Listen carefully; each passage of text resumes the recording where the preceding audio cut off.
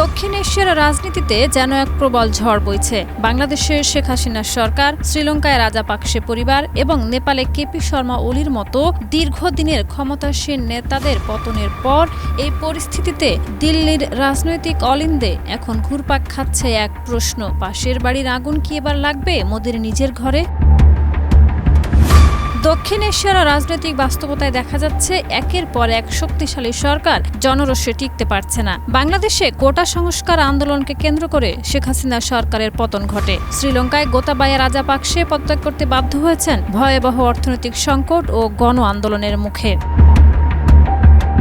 এই পটভূমিতে ভারতের প্রধানমন্ত্রী নরেন্দ্র মোদীর নেতৃত্বাধীন বিজেপি সরকারকে নিয়েও প্রশ্ন উঠছে, এই ধারাবাহিক পতনের ছায়া কি এবার ভারতের উপরও পড়তে পারে? যদিও মোদী এখনও ব্যক্তিগতভাবে অত্যন্ত জনপ্রিয় এবং বিজেপি দল হিসাবে সাংগঠনিকভাবে অনেক বেশি শক্তিশালী, তবুও সম্প্রতি বিভিন্ন রাজ্যভিত্তিক নির্বাচনে বিজেপির ভরাডুবি এবং বিরোধী জোট ইন্ডিয়া এর উত্থান বড় অশনি সংকেত হিসাবেই দেখছেন বিশ্লেষকরা।